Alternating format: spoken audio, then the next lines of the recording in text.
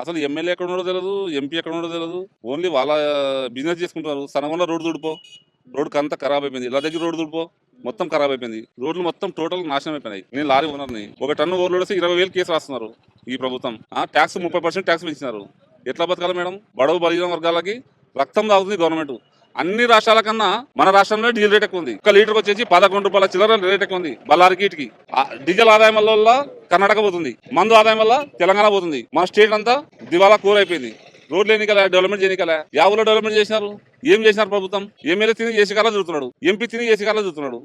మా వల్లేమో వలసలు పోతున్నారు బతకనికే, గుంటూరుకి, విజయవాడ పోతున్నారు బతకనికే, గుంటూరు పోతున్నారు బతకనికే.